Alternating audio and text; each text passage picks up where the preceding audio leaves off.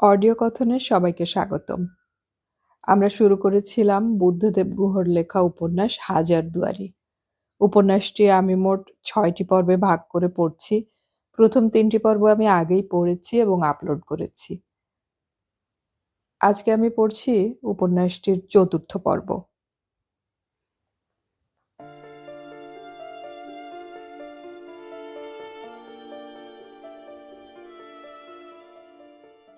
ঘরে এসে জানালার পাশে দাঁড়ালো একবার। আকাশে মেঘ। আজ সকাল থেকেই পাহাড় জঙ্গল থেকে ঝুরু ঝুরু করে হাওয়া আসছে একটা। নিম গাছ থেকে নিম ফুল উড়ে উড়ে চলে যাচ্ছে বহু দূরে। আর সেই বনের পাখিগুলো মেঘলা আকাশ আর গর্ভবতী হাওয়ার কাছ থেকে ওদের কি যে প্রত্যাশা তা ওরাই জানে। কিন্তু ওদের চঞ্চলতার আজ কোনো সীমা নেই।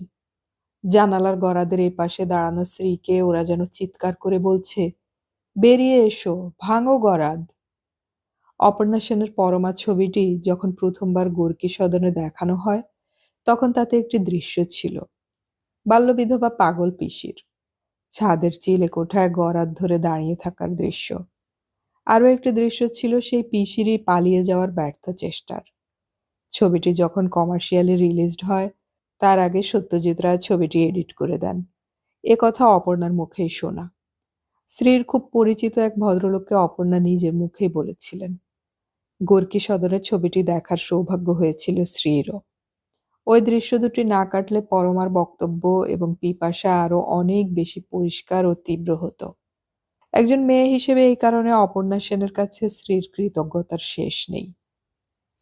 এই মুহূর্তে গরাদের পেছনে দাঁড়িয়ে পথের দিকে চেয়ে থাকা শ্রী নিজের মধ্যে স্বাধীনতার, বাঁচার মতো বাঁচার এক তীব্রতম ইচ্ছা অনুভব করল। পরমা না দেখলে ওই ইচ্ছা হয়তো ওর মধ্যে জাগরুকই হতো না। পরমা তাকে বুঝিয়েছিল যে বাঁচার অনেকই রকম হয়। সংসারের অভ্যাসের বাঁধনটা স্ত্রীর মতো মেয়েদের সব অনুভূতি বোধকে বড় ভোঁতা করে দেয়। বাঁচা আর জীবন ধারণ যে সমার্থক নয়, এই কথাটা তাকে বড় বিক্ষুব্ধ ও অশান্ত করেছে, বিশেষ করে এখানে আসার পর থেকে। ওর নিজস্ব শিক্ষিত মার্জিত একটি মন আছে বলেই ওর পক্ষে অন্য ১০ জন মেয়ের মতো সহজে সুখী হওয়া হলো না এ জন্মে। সুমনের ব্যাপারটা শোনার পর থেকেই পাগল পাগল লাগছে ওর। কি করবে ও এখন? সুমনের চিঠিগুলি নিয়ে কি বসবে? না না, চিঠিগুলি পড়লেই যে অত্যন্ত উত্তেজিত হয়ে পড়ে। মনের এই অবস্থাতেও মনকে আরো বিশ্বস্ত করার ইচ্ছে ওর নেই। দীপা মেয়েটা এই মুহূর্তে এসে পড়লে বেশ হতো।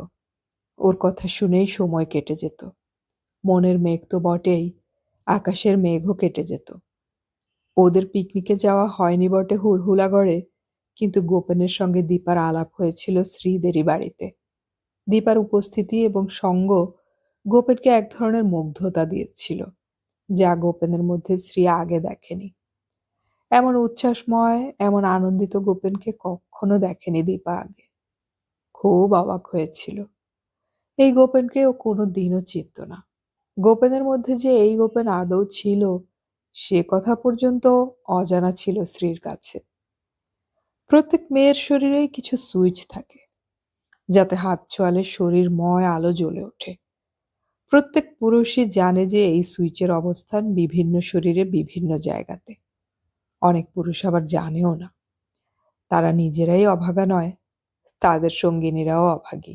এই আলোয় জানোয়ার আর মানুষের শরীরবৃত্তর বিভাজক। শরীরের আলো জ্বালানোর মতোই মনের আলো জ্বালাবারও ব্যাপার আছে। গোপনের মনের মধ্যে সেই সুইচের খোঁজ জানা ছিল না শ্রীর। যে আলো সে জ্বালতে পারেনি, দীপা এসে সেই আলো জ্বেলে দিয়েছে। কার হাতের ছোঁয়ায় যে কখন আলো জ্বলবে তা আগে থাকতে যে জানাও যায় না ছাই। দীপা একদিন বলেছিল, আমি যে দীপা, আলো জ্বালানোই তো আমার কাজ। সকলেই অন্ধকারকে ভাঙতে চায় শ্রীদি, কিন্তু অন্ধকার ভাঙতে গিয়ে অধিকাংশ মানুষই ভুল করে আলোই ভাঙে। ভারী খুশি হয়েছিল শ্রী নিজের চোখের সামনে গোপেন ও দীপাকে অমন খুশি দেখে। দীপারও বেশ পছন্দ হয়েছে গোপেনকে। গোপেনের আড়ালে হেসে বলেছিল, তোমার বরকে খাও কিনা ভাবছি। ঈশ্বর ওকে একটু আন্ডারডান করে বানিয়েছেন। আমার পেটে কি সেদ্ধ হবে অমন গুরুপাক খাবার? স্ত্রী হেসেছিল। বলেছিল আন্ডারডানকে মিডিয়াম ডান বা ওভারডান করে নেওয়া যায়, কিন্তু ওভারডান যারা, তাদের খাওয়া যদি না যায় তবে ফেলে দেওয়া বা কাউকে দিয়ে দেওয়া ছাড়া গতি থাকে না কোনোই। সেটা দুর্ভাগ্যের, তাই নয় কি? তা বটে, দিপা বলেছিল হঠাৎ গম্ভীর হয়ে গিয়ে। সপ্রতিভ, সময় বিশেষে প্রগল্ভ, অত্যন্ত হাসি খুশি দীপা গোপেনের সঙ্গে আলাপ হওয়ার পর থেকেই কেমন বিষণ্ণ, অন্যমনস্ক এবং বোকা বোকা হয়ে গিয়েছিল। স্ত্রীর চোখে কিছুই এড়ায়নি। গোপনের পরিবর্তনটা এসেছিল অন্যভাবে। ওর মনের তানপুরার তার চিরদিনই ঢিলে করে বাঁধা ছিল। দীপাই বোধহয় তার অদৃশ্য আঙুলে তা টান টান করে বেঁধে দেওয়ায় গোপনের মন এখন ঝনঝন করছে। বাদল হাওয়া অথবা আচমকা ঘরে ঢোকা ভ্রমরের টানার ছোঁয়াতেই সেই তানপুরা তীব্র স্বরে বেজে উঠেছে। তীব্র বেগে বয়ে চলা জোয়ারের এক নদী ছিল দীপা। তার মধ্যে হঠাৎই ভাটার টান শুরু হয়েছে। খড়কুটো ভেসে যাওয়ার অস্ফুট সরসর শব্দ, কার্লো পাখির তীব্র বিষণ্ণ স্বর, নদীর পাড় থেকে ঘরে ফেরা অনামা পাখিদের শীতকারের সঙ্গে মিলেমিশে যাওয়া বেদনার কোয়ারঙা বিকেলবেলার আলো যেন দীপার নরম মুখশ্রীতে এসে বাসা বেঁধেছে। শেষ বিকেলের আলোর মতোই মানব মানবীয় নিটোল প্রেম বড়ই ক্ষণস্থায়ী, জলের মতো। এই প্রেমকে জীবনের সমস্ত আন্তরিকতা নিয়েও আজলা ভরে বন্দি করা যায় না। প্রায় সবটুকুই গড়িয়ে গিয়ে উপচে পড়ে যায়। যা থাকে তা সিক্ততা, স্মৃতি, এইটুকুই। শ্রী সুমনকে ভালোবেসেছিল বলেই এই সত্যকে জানতে পেরেছিল। আজ দীপা জানছে, এবং গোপেনও। দীপা সত্যিই এলো পরদিন, গোপেন কারখানায় বেরিয়ে যাওয়ার পরে। দীপা বলল, তুমি তো গেলে না শ্রীদি পিকনিকে, তোমার বড় গেল না, কত মজা করলাম আমরা। আর কারা গিয়েছিল? সবাই আমার ছেলেবেলার বন্ধু। বান্ধবী? বন্ধুই। আজকাল স্ত্রীলিঙ্গ তো অব্যবহার্য হয়ে গেছে। মানে ভাষার বেলায় বন্ধু বলতে বন্ধু বান্ধবী দুই বোঝায়। দুজন পুরুষ বন্ধু ছিল আর দুজন মেয়ে বন্ধু। বাঙালি? না, ওড়িয়া। আমি তো ওড়িয়াই। যেতে পারলি? তোর সুমনদার খবর শুনে যাসনি? বাহ, আমরা তো গেছিলাম গত সপ্তাহে, তখন তো দুর্ঘটনা ঘটেনি। ও, কি সাংঘাতিক কাণ্ড না? শ্রী চুপ করে রইল। জানো তো, 4জন লোক ধরা পড়েছে আজ নুয়াগড়ে। তাই? নুয়াগড়টা কোথায়? নুয়াগড়ে আগে দেশীয় করদ রাজ্য ছিল। শুনেছিলাম আরো লোক ছিল, মানে যারা মেরেছিল ওদের সাথে। তারাও ধরা পড়বে? বাছাধনারা মারের চোটে কবুল করবে সবই। ওর পেছনে কে বা কারা ছিল? শুনেছি তো অনেক বড় চক্র, লোকগুলো ভাড়াটে। এর পেছনে নাকি 3-4টি বড় বড় পাবলিক সেক্টর কোম্পানির ম্যানেজিং ডিরেক্টররা আছেন, যারা ডিসঅনেস্ট, প্রচুর পয়সা করছেন ট্যাক্স পেয়ারদের টাকা মেরে। এদিকে কোম্পানিগুলোতে লক্ষ লক্ষ কোটি কোটি টাকা লস, আর নিজেদের আঙুল ফুলে কলা গাছ। তারা সুমনদার মতো অনেস্ট কেপেবল মানুষের শত্রু তো হবেই। সুমন সেনের জন্য তাদের মুখ রাখাই দায় হয়ে উঠেছে যে। সুমনদাকে নাকি পদ্মশ্রীও দেয়া হবে এবার, জানো? হে মা, উনি নেবেন? তোমার সুমনদা? এসব উপাধি টুপাধি তো ভালো নয়। বারে, দিলে নেবেন না কেন? রাষ্ট্রপতি দেবেন, না নিলে স্বদেশকে অপমান করা হবে না? তা কেন? সরকারি খেতাবের সঙ্গে স্বদেশের সম্মান তো বাঁধা নেই। অনেকেই তকমা চান না। সাহেবদের আমলে মেম সাহেব আর তিলবাজ টাকাওয়ালা মানুষেরা রায় বাহাদুর আর রায় সাহেব খেতাবের জন্য কাঙ্গালিপনা করতেন। শুনেছি, আমি তো আর দেখিনি। আমিও তো শুনেছি, দেখবো আর কোত্থেকে বলো? একটু চুপ করে থেকে শ্রিয়া আবার বলল, তোর সুমনদাকে দেখতে গেলি না? লাভ কি? কেন? এই সময় কোনো পছন্দের মানুষকে দেখতে হয়? অজ্ঞান, ক্ষতবিক্ষত, নাকে অক্সিজেনের নল, পেট ফুটো করে নল, রক্তের বোতলের নল। তুই তো ডাক্তার, তুইও দেখতে পারিস না? রোজই তো এইসব দেখিস। রোজ তো আর সুমনদার মতো কাউকে দেখি না। যাদের দেখি তারা তো রোগী, পেশেন্ট। তাদের অস্তিত্বটা আমার কাছে পুরোপুরি ইম্পার্সোনাল। কিন্তু সুমনদার ব্যাপারটাই আলাদা। তবু তুই নিজে ডাক্তার, তোর একবার যাওয়া উচিত ছিল। অন্তত জেনে আসতে পারতিস সত্যি ব্যাপারটা কতখানি সিরিয়াস। খুবই সিরিয়াস হৃদি। আসলে আমি হাসপাতাল থেকেই আসছি। যদি এ যাত্রা বেঁচেও ওঠে তবেও হয়তো প্যারালিটিক হয়ে যাবে, নয়তো ব্রেইন ড্যামেজড হয়ে যাবে। কি হবে না হবে তা এখন কিছুই বলা যায় না। তাই ইম্পার্সোনাল গলাতে বলল শ্রী। যারা সুমনদাকে মেরেছে তারা জানে না যে টিম সুমনদা হুড়হুড়াগড়ে গড়ে তুলেছেন, সেই ডেডিকেশন, ফিলিং অফ অ্যাচিভমেন্ট এখানকার প্রতিটি অফিসার এবং কর্মচারী ঐতিহ্য হিসেবে গড়ে তুলেছেন তাদের নিজ নিজ বুকের মধ্যে। তা এই ঘটনাতে শুধু শক্তই হবে। কাজটা শেষ করে ফেলতে পারলে মানে হিউম্যান ম্যাটেরিয়ালকে ইন্সপায়ার করার কথা বলছি। এসব বাধা বিপত্তি সেই উদ্দেশ্যকে আরো মোমেন্টাম দিয়ে বেগবান করে। সুমন সেন আর একা মানুষ নন, একটি institution, own by himself. Biju Patnaik রোজ ফোন করছেন। ডিরেক্টর অফ হেলথ সার্ভিসেস এসে ঘুরে গেছেন ইতিমধ্যে। ভারতের সব খবরের কাগজে, টিভিতে, রেডিওতে সুমনদার খবর রোজ বলছে। সুমন সেনই ভারতের পাবলিক সেক্টর ইন্ডাস্ট্রিজের কলঙ্কিত মুখ উজ্জ্বল করতে পারে। এইচএমটি, ভেল ইত্যাদি মুষ্টিমেয় কয়েকটি কোম্পানি ছাড়া হুড়হুড়াগড়ের ধারে কাছে আসতে পারে এমন তো কমই আছে। তাছাড়া সুমনদা অল্প বছরে যা করেছেন, প্রফিটের অঙ্কে নয়, total management, personal management, labour রিলেশনের ক্ষেত্রে তাও একটা দৃষ্টান্ত হয়ে রয়েছে। তুই ডাক্তার হয়ে এত সব জানলি কি করে দীপা? ও মা, এটুকু জানতে কি লাগে, একটু ইন্টারেস্ট থাকলেই হয়। ব্যস্ত ইঞ্জিনিয়ার যদি প্রথম সারির লেখক হতে পারেন, অ্যাকাউন্ট্যান্ট যদি চিত্রকর হতে পারেন, আমি ডাক্তার হয়ে এই সামান্য খবরাখবরও রাখতে পারবো না? আসলে কি হয় জানো, আমরা জীবিকার জন্য একটা কিছু করেই একেবারে ফুরিয়ে যাই। জীবিকার সঙ্গে টোটাল জীবনের যে অনেকই তফাৎ, এই কথাটা কম মানুষই বুঝি। আর যারা আমার মতো, যাদের একটি সামান্যতম জীবিকা পর্যন্ত নেই, তারা তো ফরচুনেট। তাদের উদ্বৃত্ত সময়টুকুকে নিয়ে তারা কত কিছু করতে পারে। ছবি আঁকতে পারে, গান গাইতে পারে, বাগান করতে পারে, পরোপকার করতে পারে, নানা রকম। সোশ্যাল সার্ভিস, নিরক্ষরদের সাক্ষরতা দান, নগর পরিষ্কার, নার্সিং। কাজের কি অভাব আছে শ্রীদি? সময় থাকলে আর ইচ্ছে থাকলে কত কাজই তৈরি করে নেওয়া যায়। তাছাড়া সচ্ছল বাড়ির মেয়ে বউরা শুয়ে শুয়ে নভেল পড়ে। নভেলের উপর তোরা তো রাগ কেন? অন্তত বাংলা নভেলের উপর রাগ করিস না। কারণ সচ্ছল ঘরের মেয়ে বউরা সব মেম সাহেব হয়ে গেছে এখন। বাংলা গান, বাংলা সাহিত্য বেঁচে আছে শুধু মধ্যবিত্তদেরই জন্যে। বাংলার সঙ্গে সম্পর্কটা রাখিস? রাখি তো, অত্যন্ত কষ্ট করে হলেও রাখি। এখানে তো বাংলা শেখার কোনো সুযোগ নেই। মনিদিরা লিখেছিল, হাজারিবাগেও ওই একই অবস্থা। বাঙালিদের পয়সাও নেই, একতাও নেই। করে কে এসব? শ্রী চুপ করেছিল। এখন এত কথা ওর ভালো লাগছিল না। ও যদিও কদিন ধরেই ভাবছিল দীপার কথা, কিন্তু আসলে এই মুহূর্তে ও একটু একা থাকতে চায়, সুমনের জন্য প্রার্থনা করতে চায়। কিন্তু দীপা বলল, কই, আজ যে চা কফি কিছুই খেতে বললে না আমাকে?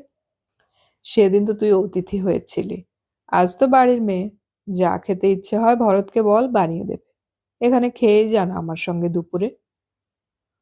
তাও খেতে পারি, তবে এখনো মনস্থির করিনি। তোমার বরের সঙ্গে দেখা হলো হাসপাতালে। তিনি বললেন দুপুরে আরেকবার গিয়ে সুমনদার খোঁজ করে যেতে। তাই? তবে তাই যাস। ওদের অফিসার্স ক্যান্টিনের খাওয়াও খুব ভালো শুনেছি। ওখানেই খেয়ে নিস তাহলে গোপেনের সঙ্গে। তুমি রাগ করবে না তো? রাগ কেন? খুশি হব বরং। খুশি হবে? কেন? অন্যকে খুশি দেখলে আমার খুব খুশি লাগে। তোমার স্বামী কি তোমার কাছে অন্য কেউ? আমিও অন্য? সকলেই তো এই সংসারে অন্য রে। কি জানি বাবা, তুমি রাগ করে বলছো কিনা। তোমার বরের কি আমাকে পছন্দ হয়েছে? খুব। আর তোর পছন্দ হয়নি গোপেনকে? কি জানি, অবিবাহিত পুরুষ হলে ফট করে পছন্দ হয়ে যেতে পারতো। বিবাহিত তো, তার উপরে আবার তোমার বর। পছন্দের অ্যাক্সিলারেটরের উপর থেকে পা সরিয়ে ব্রেকের উপর পা রাখতে হচ্ছে সর্বক্ষণ। ম্যারিড পুরুষদের সঙ্গে স্পিনস্টারদের মেলামেশা করাই উচিত নয়। দুঃখ পেতে হয়। আর ব্যাচেলরদের সঙ্গে ম্যারিড মেয়েদের উচিত কি মেলামেশা? ওই একই প্রবলেম। প্রেম কি জানো? গায়ের শেয়াল। রোজই মৌকা খুঁজে বেড়ায় কিন্তু কবজা করতে পারে না। কিন্তু কোন দিন যে ভর সন্ধ্যাবেলা বা মাঝরাতে তোমাকে মুরগি বা ছাগল ছানার মতো ক্যাক করে ধরে নিয়ে জীবনের বাঁশঝাড়ের দিকে দৌড় লাগাবে, তা তুমি বুঝতেই পারবে না। প্রেম ব্যাপারটা এনকেফেলাইটিসের চেয়েও খারাপ। কোন মশার কামড়ে যে হবে তা আগে থাকতে বুঝতেই পারা যাবে না।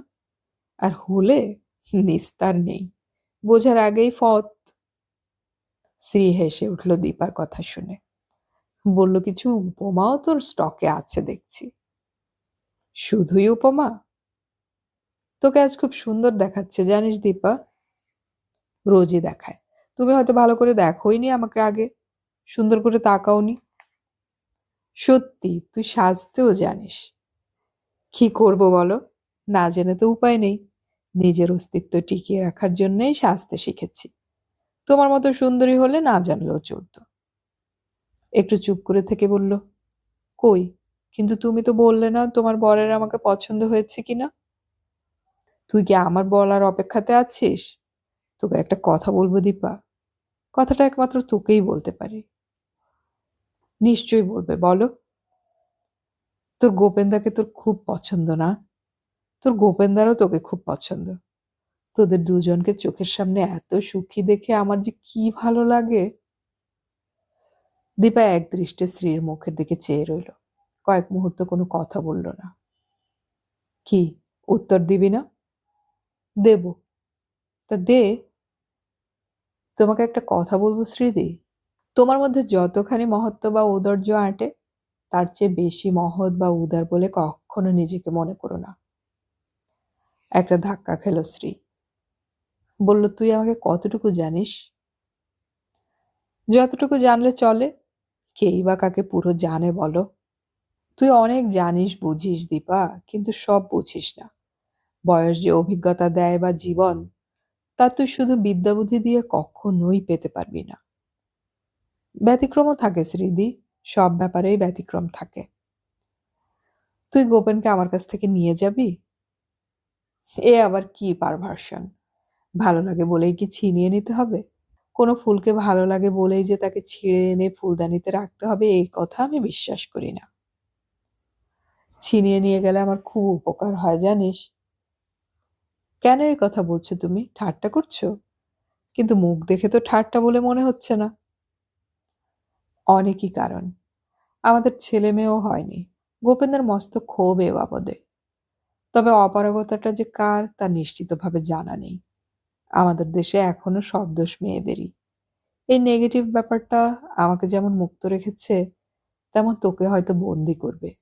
তুই যদি ছেলে মেয়ে ভালোবাসিস তবে। দীপা খুব জোরে হেসে উঠল। অবাক হলো শ্রী। দীপা বলল, এমন ভাবে তুমি কথা বলছো যেন সোনপুরের মেলায় উট বিক্রি করতে এসেছো, যাকে তুমিও আমাকে দিয়ে দিতে চাও। সে তো ইনঅ্যানিমেট অবজেক্ট নয়, তারও তো কিছু বক্তব্য আছে, অন্তত থাকতে পারে। সে খুশিই হবে, তার মন আমি বুঝি। সে ক্লান্ত বিরক্ত আমাকে নিয়ে। আর তুমি? আহ, আমার কথা তো বলেছি। 8 বছরের দাম্পত্য সম্পর্ক যদি এমনি করে স্বামীর অজানিতে নিলামে উঠতে পারে, তবে তা জেনে শুনেও দাম্পত্যে নিজেকে জড়াই কি করে বলো? বেশ তো আছি। দাম্পত্যে প্রবেশ না করলে দাম্পত্যের বৈচিত্র্য কারো পক্ষেই বোঝা সম্ভব নয়।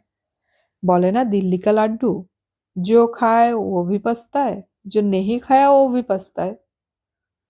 দাম্পত্য ব্যাপারটা বাইরে থেকে বোঝার নয়, সাঁতার শেখার মতো। জলে নামাটা জরুরি। তোমার কথা আমার বিশ্বাস হচ্ছে না শ্রীদি। This is too strange to be believed. তা ঠিক। তবে like truth, life as well is stranger than fiction. জানিস তো? তুমি কি কারণে গোপেন্দাকে ডাম্প করতে চাইছো জানতে পারি কি? ডাম্প তো করিনি। তোকে দেখে কিছু বুঝেছি বলেই এমনটি চাইছি। কি বুঝেছ? হয়তো বুঝেছি কিছু। তুমি কোনো কারণে আজ খুব আপসেট আছো শ্রীদি। You are not in your normal sense. আমি আজ যাচ্ছি, পরে আসবো আবার। কিন্তু কি তোমাকে এত আপসেট করেছে? সুমন সেনের ব্যাপারটা? বাজে কথা। I hardly know him. তাছাড়া আমি তো আর হুড়হুড়াগড় ইন্ডাস্ট্রিজের কর্মীও নই। আমার কোনো ফিলিংসই নেই তার সম্পর্কে। তাকে চোখে দেখিওনি কখনো। I am tired of hearing that name. ওই নামটি হুড়হুড়াগড়ের অবসেশন। তা ঠিক, ম্যাগনিফিসেন্ট অবসেশন। তবে চোখে না দেখলেও এখানের এবং অন্য বহু জায়গায় বহু মেয়ে বউই তাকে স্বপ্নে দেখে। After all he is a phenomenon. তুমি স্বপ্নেও কি তাকে দেখোনি? দীপা, তুই এবার ওঠ। তুই ভালো কথা বলিস, স্পার্কলিং কনভারসেশনিস্ট তুই, কিন্তু at times you talk nonsense, utter nonsense. I know I do. উঠলাম আমি। I am aware of everything I do. কোথায় যাবি এখন? কেন হাসপাতালে? তুমি যাকে ডাম্প করতে চাও তোমার সেই বরের কাছেই যাচ্ছি। লাঞ্চ খাবো। দীপা উঠে স্কুটারের চাবিটা আঙুলে ঘোরাতে ঘোরাতে বলল, শ্রীদি, আর ইউ রিয়েলি সিরিয়াস? চমকে উঠে শ্রী বলল, কি ব্যাপারে? অ্যাবাউট গোপেন্দা? শ্রী মুখ নামিয়ে নিয়ে ভাবল একটু, তারপর বলল, হ্যাঁ। দীপা তরতরিয়ে সিঁড়ি দিয়ে নেমে নিজেই দরজা খুলে চলে গেল। ওর পেছনে পেছনে নেমে গিয়ে শ্রী খোলা দরজাতে দাঁড়ালো। দীপা মুখ ফিরিয়েও দেখল না, হাতও তুলল না। জোরে স্টার্ট করলো স্কুটার। ওর স্কুটার ধুলা উড়িয়ে টাউনশিপের দিকে চলে গেলে দীপার মুখে এক স্মিত হাসি ফুটে উঠল। ও ভাবছিল দীপা কি সত্যিই নরখাদক? হলেও শ্রীর কিছুতেই কিছু আসে যায় না। ওর জীবনে এমন খাদ্য খাদক দুই ইকুয়ালি আনইম্পর্টেন্ট হয়ে গেছে। ও এখন সত্যিকারের ইম্পর্টেন্ট কিছুর সন্ধান পেয়েছে। ফ্লোরেন্স নাইটিঙ্গেলের জীবনের মতো, মাদার তেরেসার জীবনের মতো তার জীবনও অন্য এক মাত্রা পেতে পারে যদি। ভরত বলল, বৌদি খাবার লাগাবো? অন্য মানুষকে গলায় শ্রী বলল, একটু পরে, 1টার সময়। আজও আকাশ মেঘলা, রাতে বৃষ্টি হয়েছিল। সকলেই বলছে ঘোর কলি।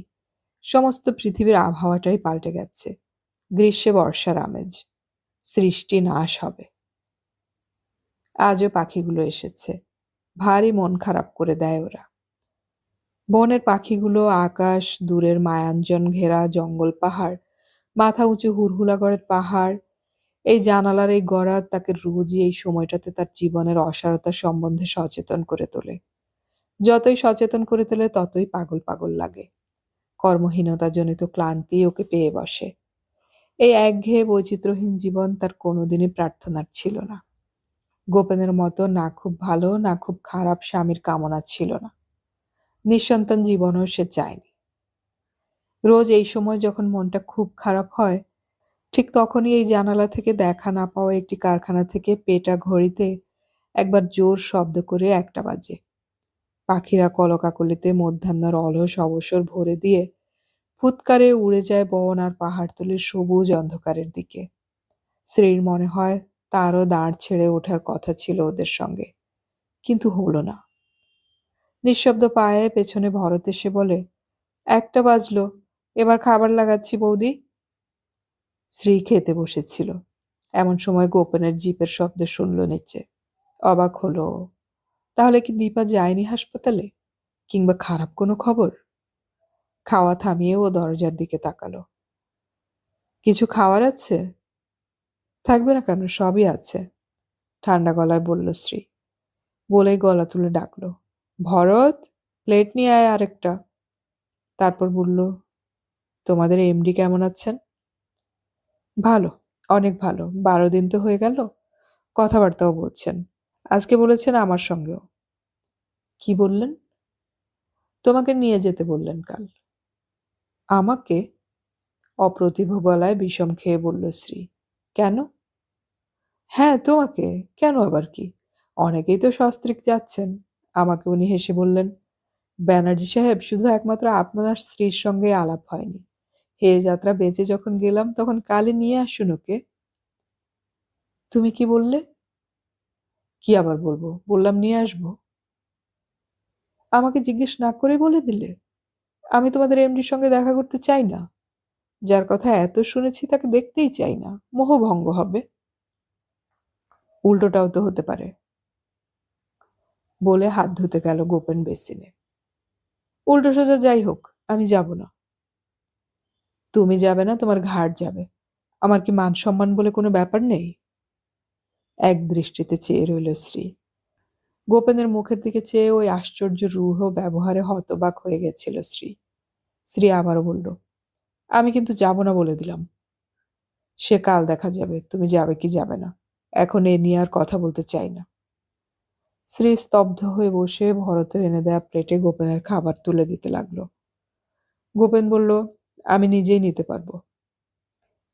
এর রূঢ় ব্যবহারের কারণ নিশ্চয়ই দীপা, ভাবল শ্রী। বলল, দীপা এলো না? কোথায় খেলো সে? দীপা? হ্যাঁ, দীপা।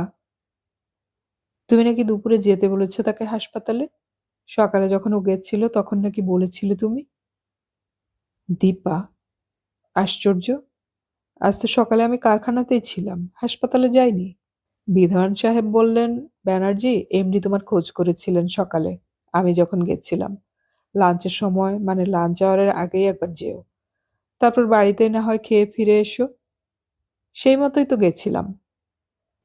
তোমার সঙ্গে আজ দেখা হয়নি দীপার? সে তো এখান থেকে একটু আগেই গেল। কোথায় গেল তবে? আশ্চর্য তো, তোমার বোন, আমি কি করে জানবো? এসব হেয়ালের মানে আমি বুঝি না। হাত ধুয়ে খেতে খেতে গোপেন বলল, তোমাকে বুঝি এইসব গুল মেরে গেছে? গুল কিনা তা জানবো কি করে, কিন্তু তাই তো বলে গেল। গোপেন হেসে ফেলল, বলল, এই জন্যই ওকে আমার ভালো লাগে। শালি যদি হবে তবে এমনই হওয়া উচিত। কেমন মিসচিভাস মেয়ে দেখো। আর তুমিও তেমন। ওর গুল খেয়ে বসে আছো। এখানে আসার পর থেকে গোপেনের ভাষার কৌলিন্য আর নেই। মজুরদের ভাষায় কথা বলে ও এখন। কারখানার প্রভাব। ভাবছিল শ্রী, যেমন ভাবে বলেছিল তাতে অবিশ্বাস করার তো কিছু ছিলও না। মিথ্যাচার অবশ্যই করছে কেউ, তবে তা কে সেটা জানা দরকার। শ্রী বলল। খাওয়া থামিয়ে গোপেন বলল, তুমি কি বলতে চাইছো? আমি আমি কি বলবো? দীপা যা বলে গেল তাই। দীপাকে বলে দেবে আর যেন আমাদের এখানে না আসে। মানুষের মন সবসময় রসিকতার জন্য তৈরি থাকে না। আশ্চর্য ইরেসপন্সিবল মেয়ে তো। তুমি কি করে জানলে যে সকালেও হাসপাতালে যায়নি? আমি জানি। ভিজিটরসদের লিস্ট ছিল মেট্রনের কাছে। তাতে দীপার নাম ছিল না? না। কোনো মহিলার নামও ছিল না? ছিল, একজন মহিলার নাম, মিসেস জি ব্যানার্জি। তার মানে? আমি গিয়েছিলাম বলছো? তুমি কেন যেতে যাবে? কিন্তু আর তো একজনও জি ব্যানার্জি নেই হুড়হুড়ার গড়ে। খাওয়া থামিয়ে শ্রী রাগে লাল হয়ে উঠে বলল, তাহলে আমি গিয়েছিলাম সকালে। তুমি যখন বলছো, তার উপর আর কথা কি? আমি গিয়েছিলাম। কি হলো, খাওয়া ছেড়ে উঠে গেলে যে? খাবো না আমি, ভালো লাগছে না। এগুলো নষ্ট হবে? পেটে গেলেও তো নষ্টই হতো। মনে করো পেটেই গেছে। ভরত দই নিয়ে এসেছিল। শ্রী অশ্রুরুদ্ধ কণ্ঠে বলল, ভরত, আমি সকালে বাড়ি থেকে কি কোথাও বেরিয়েছিলাম? কই না তো। দীপা দিদিমণি এসেছিল তো। তুমি কখন বেরোলে? গোপেন খুব অবাক হয়ে গেল। খেতে খেতে মুখ না তুলে বলল, আই এম সরি, কেউ তোমাকে ইম্পারসোনেট করেছে। কে? তা কি করে জানবো? তবে তুমি যদি সকালে যেতে, তো আমাকে উনি বলতেন কেন কাল সকালে তোমাকে নিয়ে যেতে? দুপুরবেলা রোগীকে বিরক্ত করতে যাও কেন? দুপুর কোথায়, আমি 12:30 নাগাদ গেছিলাম। তারপর লক্ষ্মীপতির সঙ্গে হাসপাতালেরই ক্যান্টিনে একটা মিটিং সেরে এই আসছি। শ্রী হাত মুখ ধুয়ে শোবার ঘরে চলে গেল। আজ আর গোপেনের খাওয়া দেখার মতো মানসিক অবস্থা তার ছিল না। ওই দীপা মেয়েটি সাংঘাতিক। ও কখন যে কি করছে তা বোঝা দুষ্কর। শ্রীর মনে গভীর সন্দেহ জাগলো যে দীপাই গেছিল হাসপাতালে শ্রীর নাম ভাঙিয়ে। কিন্তু কেন? মনটা উচাটন্ত হয়েছিলই, দুর্বলও কম হয়নি। আজ রবিবার। একটু পরেই সত্যি সত্যি যেতে হবে হাসপাতালে ওকে গোপেনের সঙ্গে। গতকাল যাওয়ার সময় যাবে না বলেছিল বটে, কিন্তু গোপেনকে কিন্তু না যাওয়ার কোনো বুদ্ধি বা যুক্তিগ্রাহ্য কারণ সে খুঁজে পেল না। বরং তার মন বলল যে না গেলেই গোপেনের মনে সন্দেহ দানা বাঁধবে। ওরা ব্রেকফাস্ট করছে এমন সময় নিচে একটা স্কুটারের আওয়াজ শোনা গেল। রীতিমতো আতঙ্কিত হয়ে উঠল শ্রী। নিশ্চয়ই দীপা। যখন যাবে বলে হাসপাতালে মনস্থির করেই ফেলেছে, তখন আর কোনো বাধার সম্মুখীনই হতে চায় না ও। গোপেন দেখতে গেল মুখ গম্ভীর করে, কিন্তু তার গাম্ভীর্য উপচে এক ধরনের খুশিও চকচক করছিল মুখে। লক্ষ্য করল শ্রী। দীপা নয়, অশেষ দা। গোপেন ঘোষণা করল ল্যান্ডিং থেকে। আসুন আসুন, বলল শ্রী। বসুন, কি খাবেন? নিপাদি কেমন আছেন? এত প্রশ্ন একসঙ্গে করলে জবাব দেই কি করে? বসবো না, কিছু খাবোও না। তোমার নিপাদি ভালো আছেন এবং দীপা আজই সকালে চলে গেল। কোথায়? বুড়লাতে। সম্বলপুরের বাস ধরল ৫-৬ থেকে। সে কি, আমাদের না বলেই চলে গেল? গোপেন বলল অবাক গলায়। গতকালই তো এসেছিল, কই ঘুণাক্ষরে কিছু জানালো না তো। হ্যাঁ, আমার শ্যালিকাটি অমনি, তার দিদির ঠিক উল্টো।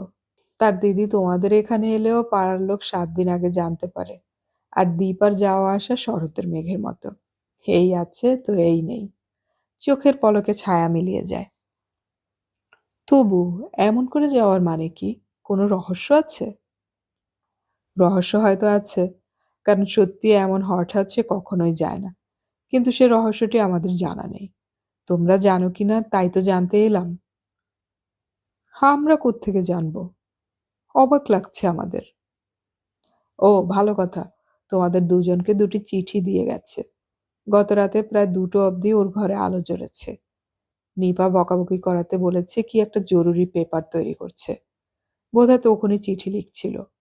আমাদেরও একটি করে দিয়েছে। দেখি আমারটা। শ্রী হাত বাড়ালো। বেশ মোটা একটি খাম দিলেন অশেষ দা শ্রীর হাতে। উপরে লেখা স্ট্রিক্টলি পার্সোনাল। আমারটা? গোপেনের হাতেও একটি খাম দিলাম, সেলোটেপ আঁটা। সেটির উপরেও লেখা স্ট্রিক্টলি পার্সোনাল। শ্রী উঠে গিয়ে চিঠিটি ওর হাত ব্যাগের মধ্যে রাখলো। বলল, আপনাদের দুজনকেও একই রকম স্ট্রিক্টলি পার্সোনাল চিঠি দিয়েছে অশেষ দা? তোমার দিদিরটি তো তাই, শুধু আমারটি ছাড়া। অথচ দেখো, একমাত্র শালী যদি একমাত্র জামাইবাবুকেই পার্সোনাল চিঠি না লেখে, তো কে লিখবে বলো? কি লিখেছে দীপা আপনাকে? দেখবে? এই দেখো, পকেটে নিয়ে বেড়াচ্ছি। অশেষ দা, কদিন খুব মজা করে গেলাম। মা বাবা নেই, দাদা নেই, দিদি আর আপনি আমার সব। দিদির চেয়েও আপনি অনেক ভালো। শিগগিরই আমি চমৎকার কোয়ার্টার পাবো, পেলেই জানাবো। আপনারা সকলেই বেড়াতে আসবেন আমার কাছে। ফনা আর ফ্লোরাকেও নিয়ে আসবেন। আপনি একাও আসতে পারেন। দিদির ব্লাড প্রেশার বাড়িয়ে দেব বেশ। মেয়েরা সবসময় বোধহয় স্বামীকে হারাবার ভয় পায়।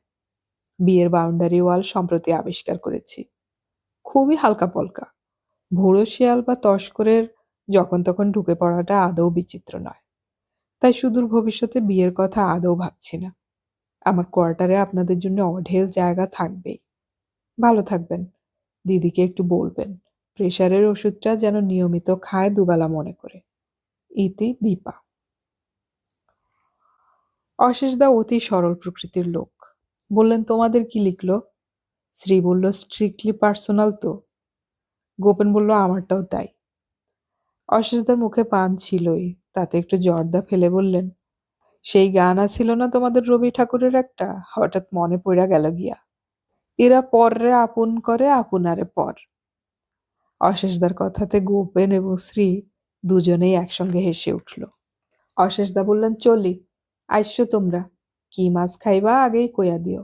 সাতবালি থিক্কা আনাইয়া থুমুনে। আপনারাও সকলে আসবেন। এখানে একদিন খান, সারাদিন থাকুন সকাল থেকে। কবে আসবেন বলুন।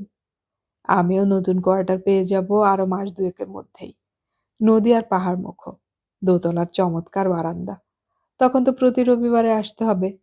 এই বাড়িতে কষ্ট হয় আপনাদের। সাড়ন দাও তো, শালের বাড়ি আসুম তাই আবার কষ্ট। হ্যাঁ, যাই তাইলে আজ। শ্রী বলল, যাওয়া নেই, আসুন। অশেষদাকে সিঁড়ি অব্দি পৌঁছে দিতে গিয়ে গোপেন বলল, তুমি নেমে এসো, আমি নিচে যাচ্ছি। সামনে দাঁড়ালো। এই শ্রীকে কি ভালো লাগবে সুমন সেনের? Legendary managing director. সুমন রং হিসেবে ফর্সা বিশেষ পছন্দ করত। শ্রী সাদা ব্লাউজ পরেছে, একটি ফলসা রঙের শাড়ি, তাতে চওড়া বেগুনি পাড়, কপালে বেগুনি রঙা লিপস্টিকের টিপ, ঝুঁটো মুক্তোর বেগুনি রঙা মালা, রূপোর পায়েজোর পায়ে হালকা বেগুনি লিপস্টিক। নিচে থেকে গোপেন ডাকলো, হলো? আয়নার সামনে শেষবারের মতো নিজেকে দেখে শ্রী বলল, যাই। তারপর নেমে জিপে উঠে বসল। বাইধরের পাশে গোপেন, একেবারে বাঁ পাশে শ্রী। ভরত এসে দরজা বন্ধ করে দিল। গোপেন বলল, খেয়ে দেয়ে বাড়িতেই থাকিস, আজ আমরা দুপুরে ফিরতে নাও পারি। ভরত বলল, জানি তো। জিপটা চোখের আড়ালে যেতেই একটি বিড়ি ধরালো ভরত, আর গান ধরল, ফুল রসিয়ারে মনমোর ছুঁই ছুঁই জানা। জিপটাকে ড্রাইভার বাইধর হাসপাতালের কম্পাউন্ডারে পার্ক করালো। লিফটে ওঠার সময় পা কাঁপছিল শ্রীর। লিফট থেকে নেমে কাঁপুনিটা থেমে গেল। ভিজিটার্স রুমে বসে কার্ড পাঠালো গোপেন। আরো 3টি কাপল এসেছিলেন দেখা করতে। শ্রীদের ডাক পড়ল না। অন্যদের আগে ভিতরে যেতে বলা হলো। গোপেন একটু ছটফট করছিল। শ্রীকে এমডি সম্বন্ধে এতদিন যা বলেছে, তা সে যে এমডির খুব কাছের লোক এমন আভাস ছিল। শ্রীর কাছে ইম্পর্টেন্স থাকছে না। খুব অভিমান হলো শ্রীর। এমনি করে কি প্রতিশোধ নিচ্ছে সুমন? অপমান করে বোঝাচ্ছে যে সে তার স্বামীর বসের বস। তাহলে ডাকাই বা কেন? জানালা দিয়ে চোখ ছাড়িয়ে সে বাগান দেখতে লাগলো, আর তার হাতে ধরা লাল গোলাপের তোড়াটিকে। সেই 3টি কাপলকে 5 মিনিটের মধ্যে ছুটি করার পর শ্রীদের ডাকলেন নার্স। শ্রী দেখল, ওদের ঢুকিয়েই সুমনের স্যুটের বাইরে নো ভিজিটার্স বোর্ড লাগিয়ে দিলেন তিনি। নার্স বললেন, বেশিক্ষণ থাকবেন না কিন্তু, আজ সকাল থেকে আবার লোক চিনতে পারছেন না মাঝে মাঝে। ডক্টর চোপড়া খুবই ওরিড। এই যে স্যার, আমার স্ত্রী এসেছেন, গোপেন বলল গর্বের গলায়। এই সংসারে কত গর্বই যে জানা বা অজানা লজ্জাতে মোড়া থাকে, তা যদি গর্বিত মানুষেরা জানতেন। ক্ষীণ কণ্ঠে সুমন বলল, আসুন আসুন। স্ত্রীর 2 চোখে চোখ রাখল সুমন। সেই মুহূর্তেই ও নিজে মানুষ হিসেবে যে বেশ ছোট, তা বুঝতে পেরে একটা ধাক্কা খেল। নিজের সম্বন্ধে ধারণাটা অন্যরকম ছিল। শ্রী নমস্কার করল না সুমনকে, সেটা লক্ষ্য করল গোপন।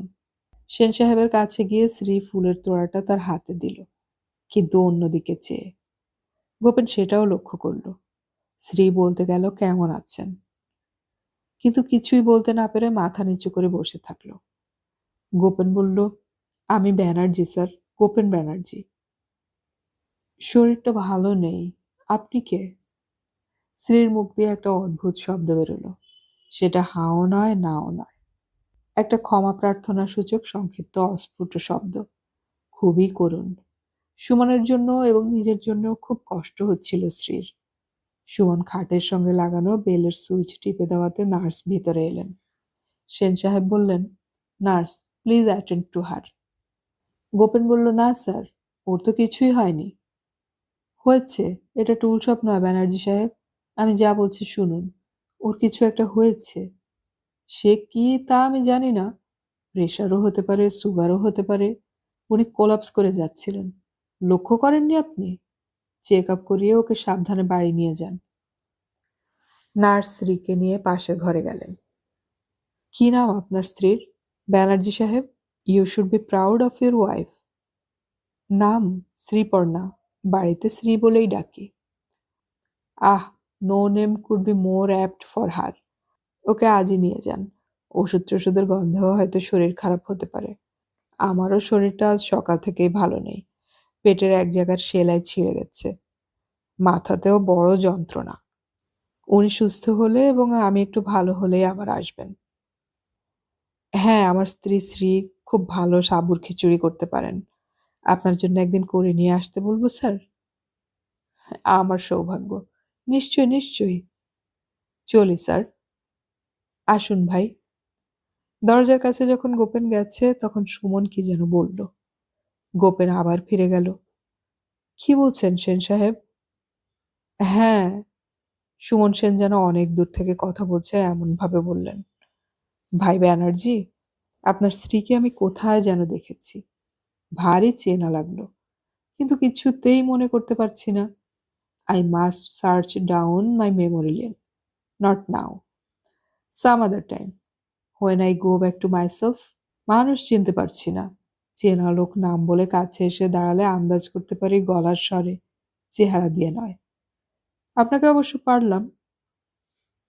কোথায় দেখেছেন স্যার আমার স্ত্রীকে? বলতে পারছি না ব্যানার্জি সাহেব। লেসলি এবার কম্বির একটা কবিতায় পড়েছিলেন। কি কবিতা sir? She like a visiting sea, which no door could ever restrain. Shri নামটাও খুব চেনা, কিছুতেই মনে করতে পারছি না। পরে আশা করি মনে করতে পারবো। উহ, ভীষণ যন্ত্রণা। নার্স! গোপেন ছুটে পাশের ঘরে গিয়ে ডাকলো ওদের। নার্স শ্রীর প্রেশার দেখছিলেন। ফোনে ডাক্তারকেও ডাকা হলো।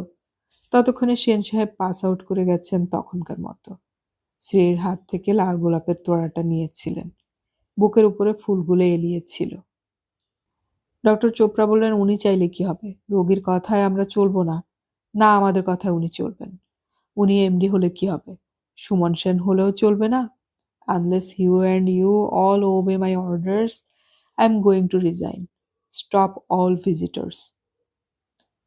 স্যার, কি করব বলুন? সবাই যে কোম্পানির লোক। সকলে যে ওকে ভালোবাসেন। বোধহয় হঠাৎ কোনো শকে পাস আউট করে গেছেন। ওদের ভালোবাসা কি মিস্টার সেনকে বাঁচাবে? ওদের সকলের ভালোবাসার চেয়ে ওর আরোগ্যটা আমাদের কাছে বেশি জরুরি। মাথার রেস্ট দরকার। Absolute rest. নেক্সট 7 দিন absolutely no visitors. That means no visitors. No one is permitted. That's my order. আবার একটা ইইজি করুন, এক্ষুনি। আমি দাঁড়িয়ে আছি। ডক্টর হাটাকে খবর দিন ইন্টারকমে। আপনারা বুঝতে যদি না পারেন যে our patient is VIP and his condition is precarious, তবে আমার বলার কিছু নেই। প্রেশার ঠিকই ছিল শ্রীর। মাথাটা যে ঘুরেই গেছিল, তার শরীরবিদদের জানবার কথা নয়। লিফটের কাছে আস্তে আস্তে এগিয়ে যাচ্ছিল ও গোপেনের সঙ্গে। ডক্টর চোপড়ার কথাগুলো ওর কানে গেছিল। ওদের ভালোবাসার চেয়ে ওর আরোগ্যটা আমার কাছে বেশি জরুরি। কথাটা কানে বাজছিল। কান লাল হয়ে গেছিল শ্রীর। ওর শরীর খারাপ হয়েছে এ কথা জানা সত্ত্বেও গোপেন ওর পাশে ছিল না, পেছনে ছিল। গোপেন যেন ওকে ছেড়েই দিয়েছিল, যেন সব দাবি তুলে নিয়েছিল ওর মাথার উপর থেকে। সুমনের ঘরে শ্রী ঢোকার পর থেকেই এটাই মনে হলো। শ্রীর কানে বাজছিল ওই পাঞ্জাবি ডাক্তারের গম্ভীর গলা। Our patient is a VIP. VVIP. এর আগে কখনো এমন মনে হয়নি, কিন্তু আজ সুমনের পটভূমিতে গোপেনকে বড় সাধারণ পরিচয়হীন একজন অসফল মানুষ বলে মনে হলো তার। শ্রী ভাবল, আরেকবার একা ঘরে গিয়ে দেখে যায় সুমনকে। তারপরে নিবৃত করল নিজেকে। লিফটের দিকে ধীর পায়ে এগোতে এগোতে শ্রী ভাবছিল, রূপ, টাকা, পয়সা এসব একজন পুরুষকে কখনোই তা দিতে পারে না। যা দিতে পারে তা মর্যাদা এবং যশ। জিপের কাছে এসে গোপেন বলল, তুমি বাড়ি যাও, আমি একটু বোসদার বাড়ি যাব। আমাকে নিয়ে যাবে না? কলকাতার বোসদা তো। হ্যাঁ, কলকাতার বোসদাই, কিন্তু তুমি গিয়ে কি করবে? ফ্যামিলি তো আনেননি উনি, অন্য একজন কলিগের সঙ্গে ফ্ল্যাট শেয়ার করে থাকেন। তাছাড়া আমরা তাস খেলবো, তুমি তো তাস চেনোই না। না, স্বামী স্ত্রীর কিছু কমন ইন্টারেস্ট থাকা উচিত, নইলে প্রবলেম হয়। জানি। খাবে কোথায় তুমি? খেয়ে নেবো যা হয় কিছু, বোসদার ওখানেই। ফিরবে কখন? বলতে পারি না, দেরি হবে আমার। তুমি নেমে বাইধরকে পাঠিয়ে দিও। বাইধর যখন গাড়ি ঘোরাচ্ছিল তখন গোপেন বলল, এমডি বলছিলেন তোমাকে কোথায় যেন দেখেছেন। একটি কবিতা বললেন তোমাকে দেখে। কবিতা? হ্যাঁ, ইংরেজি কবিতা। আমি অবশ্য ওসব কাব্যি টাব্যি বুঝি না। আমি ইঞ্জিনিয়ার মানুষ। কবিতার জগতে অপাঙ্ক্তীয় বলতে কেউই নেই। প্রত্যেক শিক্ষিত মানুষেরই কবিতা পড়া এবং বোঝা উচিত। সাহিত্য।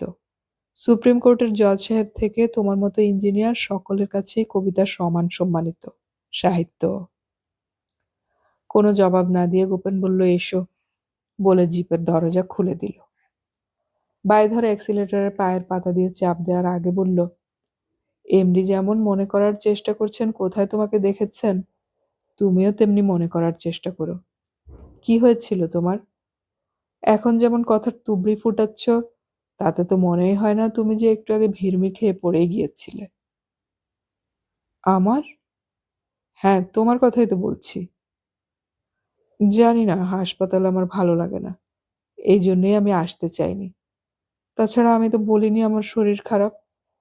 তোমার এমডি তো অসুস্থ করে দিলেন। হ্যাঁ, সেটা অবশ্যই দেখলাম। তারপর গোপেন বাইধরকে বলল, যাও, ফিরে বোসদার বাড়িতে এসো। এখান থেকে কারো সঙ্গে চলে যাব আমি সেখানে। বাইধর কম্পাউন্ড পেরিয়ে পথে পড়েই জোর ছোটালো জিপ। বলল, কেমন দেখলেন মেম সাহেব বড় সাহেবকে? ভালো না। ভালো না? না, মানুষ চিনতে পারছেন না। তাই? বড় সাহেব ভালো না হয়ে উঠলে কি যে হবে ভাবাই যায় না। একটু পরে শ্রী বলল, তোমাদের বড় সাহেবের বাড়ি থেকে কেউ আসেননি? খবর দেয়া হয়নি কাউকে? হয়েছে তো, ওর মা এসেছেন, হাসপাতালেও আসেন রোজ সকালবেলা। তাই? উঠেছেন কোথায়? বড় সাহেবের বাংলোতেই। আর কেউ আসেননি? বোধহয় না, এলে তো দেখতাম।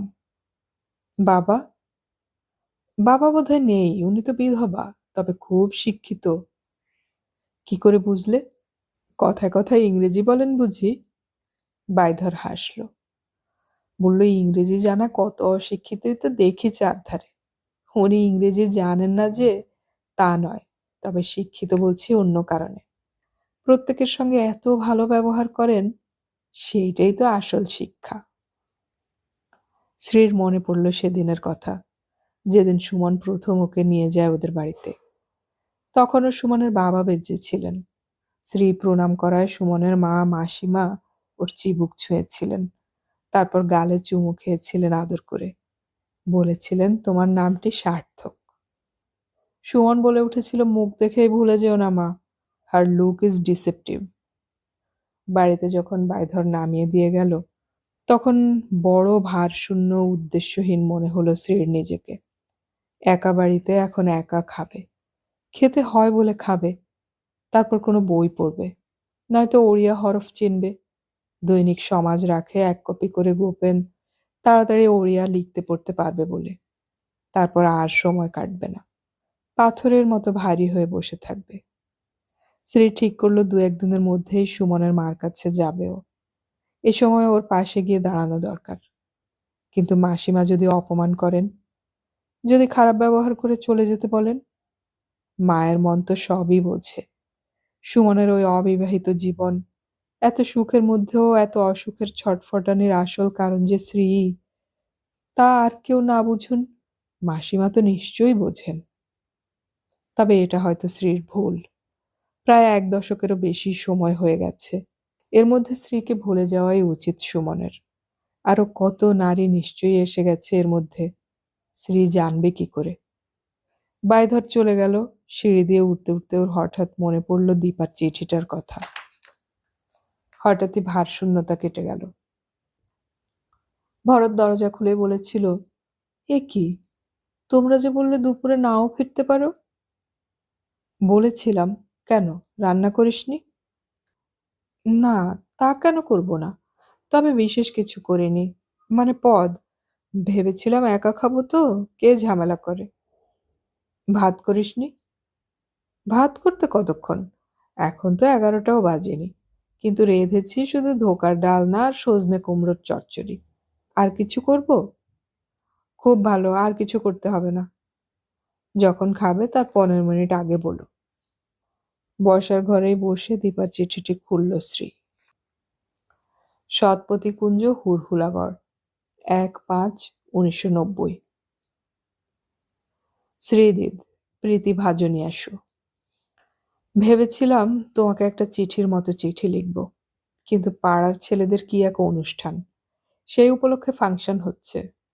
সাধু মেহের এসেছেন, অজন্তা পট্টনায়ক, কুঞ্জবিহারী পাত্র, বাতিঘর সিনেমার গান গাইছেন কে যেন, সীমাহীন দরিয়া। ছবিটা সুপার ফ্লপ হয়েছিল, যদিও বক্তব্য ছিল চমৎকার। ওই গল্প নিয়ে অত্যন্ত আধুনিক সিগনিফিক্যান্ট ছবি হতে পারত। যাই হোক, রিডিমিং ফিচার হয়েছিল ওই ছবির গানগুলি। বহু বছর অবধি ওড়িশার সব শহরে রজের সময়ে, পুজোর সময়ে প্যান্ডেলে, প্যান্ডেলে ওই ছবির সব গান বেজেছে। যাকে, যা বলার জন্য এই চিঠি লেখা তাই বলি। সময় বেশি নেই। গতবারে আমি যখন এখানে এসেছিলাম তখন সুমনদা আমাকে এক রাতে খেতে বলেছিলেন তার বাড়িতে। সুমনদার বেডরুমের লাগোয়া ড্রেসিং রুমের টেবিলে তোমার একটি বাঁধানো ছবি দেখেছিলাম।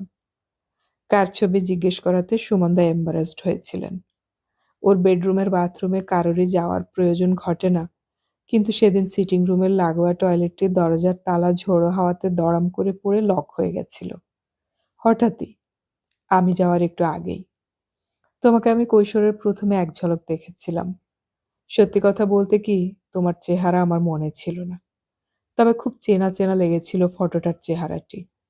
আবার কখনো দেখা যে হবে তা তো জানা ছিল না। আমার অকারণ ঔৎসুক্য ছিল না। আমি কিছুই জিজ্ঞেস করিনি। সুমনদাই নিজে থেকে বলেছিলেন, দীপা তুমি হয়তো ভাবছো কার ছবি? আমার এক প্রিয় বান্ধবীর ছবি। তিনি কোথায় এখন? জিজ্ঞেস করেছিলাম। সুমনদা বলেছিলেন হারিয়ে গেছে। সে কি? হ্যাঁ, আন্ডার মিস্টিরিয়াস সার্কামস্টেন্সেস। সেবারে আমি আর কোনো প্রশ্ন করিনি। এবারে হুড়হুড়াগড়ে এসে তোমাকে দেখে আমার মনে সন্দেহ হয় যে সুমনদার ড্রেসিং রুমে তোমার ছবিই দেখেছিলাম। তোমার কাছে আসার পরদিনই আমি সুমনদার কাছে যাই। তাকে বলি যে আপনার প্রিয় বান্ধবী মিস্টিরিয়াস সার্কামস্টেন্সের মধ্যে যে হারিয়ে গিয়েছিলেন তাকেই বোধহয় দেখলাম। কোথায়? এই হুড়হুড়াগড়েই। আমি যাকে দেখেছি তার নাম শ্রীপর্ণা। ছোট্ট করে বললে শ্রী। শ্রী? সুমনদা উত্তেজনা গোপন করার চেষ্টা করেছিলেন, কিন্তু পারেননি। She is married. I know, সুমনদা বলেছিলেন। তারপর আমাদের মধ্যে কি কথোপকথন হয়েছিল তা বলি। আমি বলেছিলাম আপনার কি সার্কামস্টেন্সে উনি হারিয়ে গিয়েছিলেন আপনার জীবন থেকে তার কিছুটা জানতেন। পুরোপুরি মিস্টেরিয়াস ছিল না, তাই না? Yes Dipa, you are almost right, but not quite. ওর স্বামী আপনাদেরই এক কোম্পানির অফিসার। কোন কোম্পানির? আমি জানি, কিন্তু বলবো না। যে আপনাকে আঘাত দিয়ে গত ৮-১০ বছর ধরে অন্যের ঘর করছে, তাকে আপনি কি বলবেন? ছেড়ে আসতে বলবেন স্বামীকে? যদি তারা সুখী হয়ে থাকে তবেও? দাবার চাল একবার চেলে দিলে আর ফেরানো যায় না সুমনদা। না না পাগল, আমি কিছুই বলবো না। দাম্পত্য ছাড়াও তো সংসারের হাজার সম্পর্ক থাকে। বন্ধুত্বের সম্পর্ক, মমত্বের সম্পর্ক, প্রীতির সম্পর্ক, একই সুরুচির সম্পর্ক। কি থাকে না? তোমার সঙ্গেও কি আমার কোনো সম্পর্ক নেই? না থাকলে একদিনের জন্যও বরলা থেকে এলেই যোগাযোগ করো কেন? আমার কথা ছাড়ুন, আমি আপনার একজন অ্যাডমায়ারার। আমার সম্পর্ক আপনার সঙ্গে ভাই বোনের। আমি গর্বিত, বিস্মিত, মুগ্ধ এক বোন আপনার। সুমনদা হেসে বলেছিলেন, তুমি বুঝি শিবরাম চক্রবর্তীর লেখা পড়নি? কোন লেখা? ওই যে পাড়ার একটি ছেলের সঙ্গে একটি মেয়েকে দেখে শুধিয়েছিলেন, ও কে রে? ছেলেটি বলেছিল বোন। তাতে শিবরামের প্রশ্ন ছিল, পিস্তুত না কিস্তুত? আমি হেসে উত্তর দিয়েছিলাম, আমি পিস্তুতও নই কিস্তুতও নই, কিন্তু আমি আপনার দারুণ বোন। আর আপনি আগে যেসব সম্পর্কের কথা বললেন সেগুলো খুব ডেঞ্জারাস, বর্ডার লাইন সম্পর্ক, প্রান্তিক। ওইসব সম্পর্কের যে কোনোটি যে কোনো মুহূর্তে আপসাইড হয়ে কর্নার কিক নয়, পেনাল্টি কিকের উদ্ভব করে একেবারে প্রেমের নেটেই বলকে পাঠাতে পারে। ওগুলো as good as for that matter, as bad as প্রেমের সম্পর্ক। সুমনদা হেসেছিলেন, কিন্তু সে হাসিতে উচ্ছ্বাস ছিল না। ওদের ছেলে মেয়ে কি?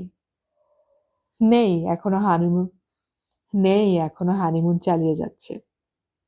স্ত্রীর স্বামী আমাকে চেনেন? চেনেন মানে? আপনার অধীনস্থ অফিসার আপনাকে চিনবেন না? সে তো ১০০ অফিসার আছেন। আমার সঙ্গে পার্সোনালি জানাশোনা আছে কিনা আমি বোধহয় ঠিক গুছিয়ে কথা বলতে পারছি না, না? না, তা পারছেন না, কিন্তু আমি বুঝেছি। আমি সন্ধান দিয়ে গেলাম, বলে গেলাম যে প্রদীপের নিচেই অন্ধকার, অথবা বাগানের মধ্যে ফুল ফুটে আছে আপনি দেখতে পাননি। তুমি তো বড় ধাঁধাতে ফেলে দিয়ে গেলে আমাকে দীপা। সুমনদা, ধাঁধাই তো জীবন। গতকাল হাসপাতালে গেছিলাম ইচ্ছে করে নাম ভারিয়ে। ভেবেছিলাম সুমনদা মিসেস জি ব্যানার্জি দেখে আন্দাজ করতে পারবেন। মনে পড়ে যাবে, ক্লু পাবেন একটা। কিন্তু উনি এখনো আদৌ সুস্থ হননি। মাথার চোটগুলিই গোলমাল করছে। কি হবে জানিও না। তবে ওর ধারণা পেটের উনসি মারাত্মক। কিন্তু ডাক্তারদের মত অন্য। আমি যেতেই কিন্তু চিনতে পারলেন। সকালেই গিয়েছিলাম। সুমনদার মাও বসেছিলেন। প্রণাম করলাম। আমাকে আদর করলেন। ভারী সম্ভ্রান্ত মহিলা। চেহারায়, আচারে, আচরণে। সুমনদা কি বললেন জানো শ্রীদি?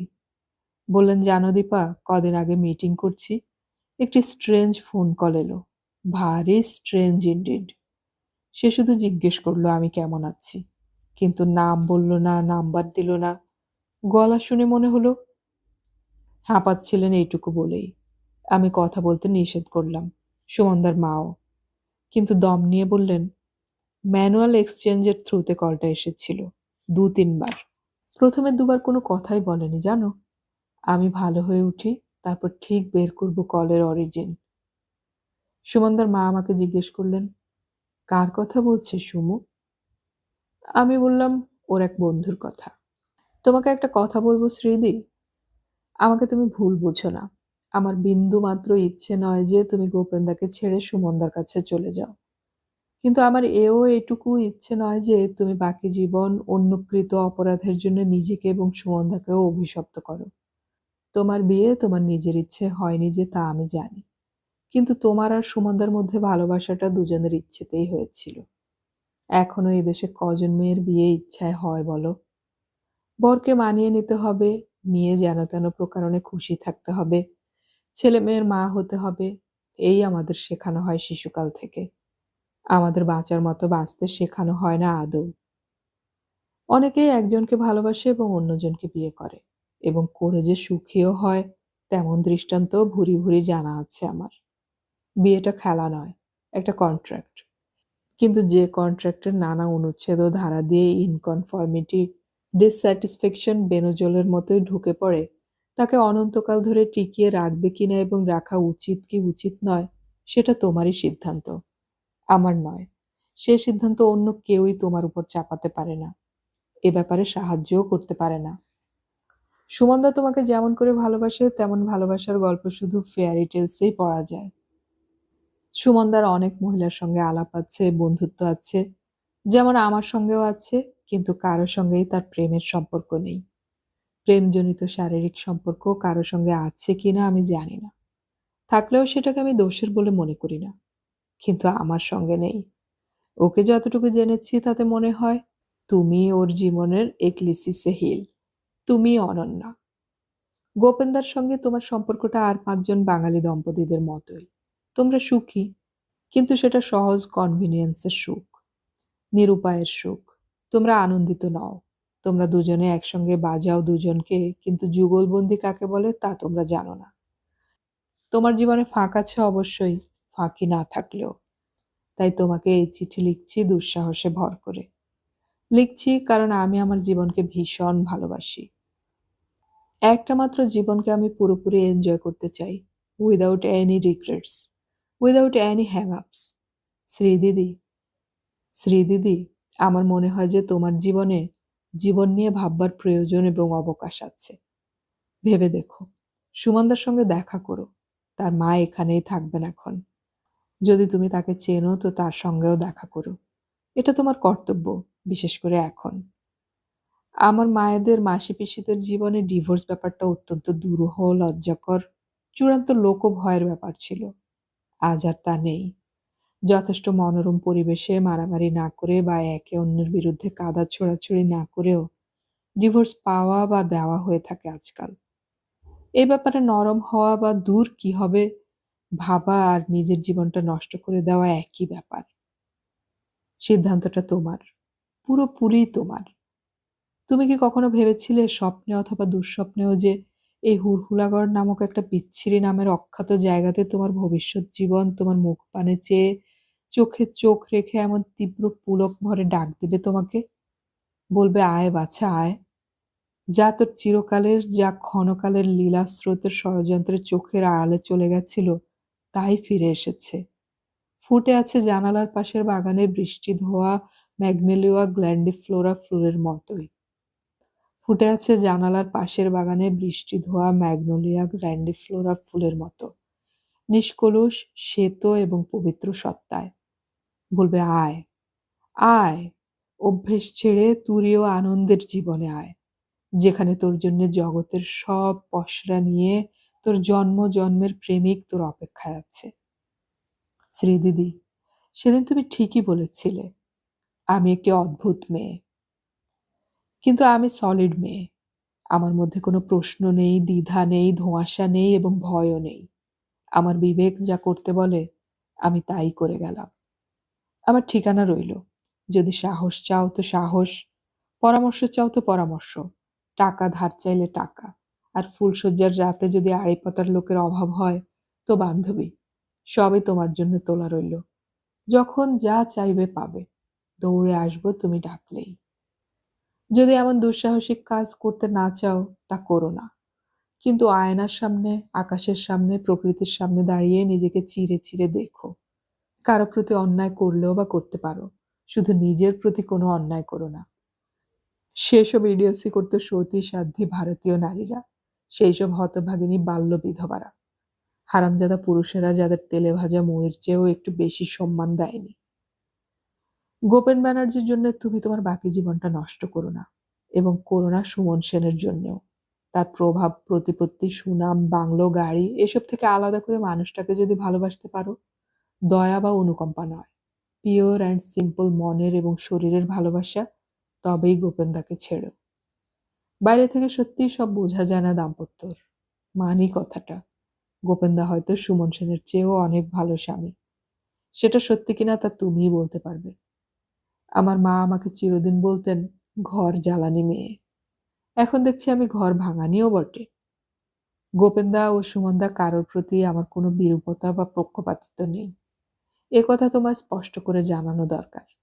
ভালো থেকো। গোপেনদা সুমনদার চেয়েও নিজেকে ভালোবেসো অনেক বেশি। ইতি তোমার প্রীতিধন্য দীপা, যে আলো হাতে অন্ধকার ভাঙে।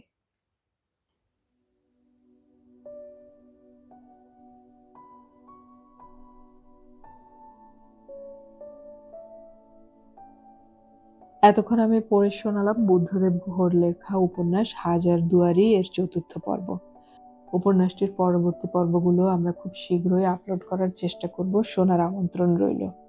পরবর্তী পর্বগুলো আপলোড হওয়ার সাথে সাথে নোটিফিকেশন পেতে হলে আমাদের সাবস্ক্রাইব বাটনের পাশের বেল আইকনটি চেপে রাখুন। অডিও কথনে আমাদের গল্প পাঠ ভালো লাগলে চ্যানেলটি সাবস্ক্রাইব করে রাখুন এবং বন্ধুদেরকে শেয়ার করুন। আমাদের গল্প পাঠ আপনাদের কেমন লাগছে তা কমেন্টে অবশ্যই জানাবেন। গল্প পড়ি, গল্প শুনি, বাংলা গল্প ছড়িয়ে পড়ুক সবখানে।